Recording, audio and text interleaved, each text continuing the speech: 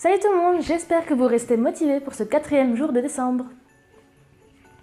Je me suis dit quand même, en regardant mon petit sapin, qu'il était un peu tristouné quand même. Il y a que des petites bouboules et la guirlande électrique. Du coup, je me dis que j'allais faire des guirlandes justement. Aujourd'hui, je vais vous montrer 4 façons de faire des guirlandes, mais évidemment, il y a énormément de façons. On va dire que c'est quasiment à l'infini, puisque ça ne s'arrête qu'à votre imagination. Donc je vais vous montrer quelques idées de guirlandes, mais évidemment si vous en avez d'autres, n'hésitez pas, le but c'est quand même de s'amuser là-dedans. C'est parti pour nos guirlandes.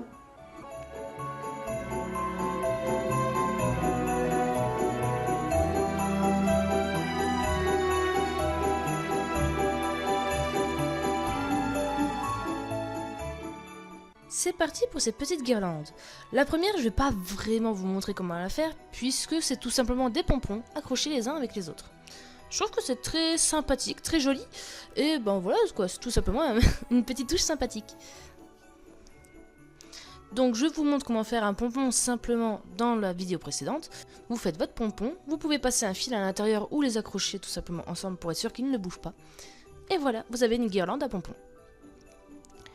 Deuxième guirlande, je pense que vous voyez à peu près les guirlandes avec un effet effilé sur les côtés. Ben tout simplement, je m'y suis inspirée. J'ai trouvé un tissu qui s'effile facilement. C'est plus simple quand vous avez un chaîne et trame vraiment très gros, très visuel, comme sur mon tissu actuel. Ça sera plus simple d'enlever à chaque fois les fils. Donc vous vous coupez une languette, une grosse languette, et vous allez pouvoir effiler de chaque côté jusqu'à atteindre le seuil qui vous plaît. Moi, voilà, j'ai fait à peu près du 1 tiers, 1 tiers, 1 tiers, rapidement, visuellement. Et j'ai effilé jusqu'au bout. Quand cette guirlande est faite, vous pouvez l'enrouler, la torsader et l'installer correctement sur votre sapin comme ça. La deuxième, je pense la plus longue pour ce que ça veut dire à faire, c'est de prendre 2 tissus ou 2 rubans. Donc voici les... Du coup, je peux récupérer mes 2 rubans blancs et bleus de la dernière fois. Vous prenez les 2 rubans et vous allez tout simplement les passer l'un au-dessus de l'autre. Du coup, vous allez déjà les accrocher ensemble. Vous pouvez faire ça avec une agrafe, avec une épingle. Et vous allez les passer l'un au-dessus de l'autre. Je suis sûre que vous avez déjà fait ça étant plus jeune.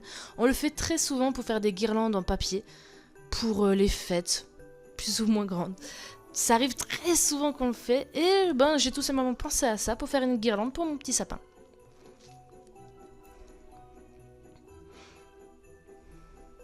Une fois que ça c'est fait, il vous suffit de remettre une épingle en haut, de couper l'un des rubans s'il est plus long, et voilà, vous avez fini.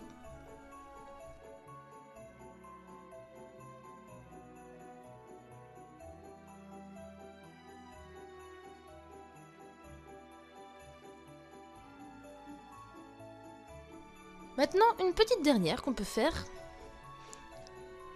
J'ai trouvé ce tissu qui alterne tout simplement le bleu et le blanc. Donc ça ira très bien avec le reste des couleurs. Et vous allez coudre avec un point très gros au centre. Évidemment, pour cette fois, il ne faut pas du tout de point d'arrêt début et fin. Éventuellement un seul point d'arrêt, ce n'est pas dérangeant. Mais par contre, il faut absolument que l'un des 2 côtés soit libre pour pouvoir le tirer. Donc, quand vous avez fait votre couture, vous allez pouvoir tirer les fils et tout simplement froncer le fil. À vous de voir si vous voulez plus ou moins froncer votre guirlande. Une fois que vous avez froncé comme vous le vouliez, ben, il suffit de faire un nœud. Et voilà, la guirlande est faite. Voilà mes guirlandes. Oh, je les ai pas mis. Bon, on va les mettre ensemble. Sauf que je sais pas trop comment je vais les mettre. Alors attendez, celle-là les petites, on va la mettre en hauteur. Voilà, voilà. Celle-là. Bon. J'en ai quand même des différentes, on va dire, avec des styles différents. Personnellement, j'en mettrais pas avec des styles aussi différents. J'en mettrais peut-être 1 ou 2 styles différents, ça irait très bien. Mais bon, là, vu que je les ai faites, je vais les mettre. Voilà. On va la mettre. Qui est ça? Voilà. Allez, on va mettre la boubule. Ouais. Qu'est-ce que ça rend là-bas? Ouais. Et du coup, il me reste ma guirlande là. Qu'on va mettre tout simplement. Qu'est-ce que ça donne là-bas?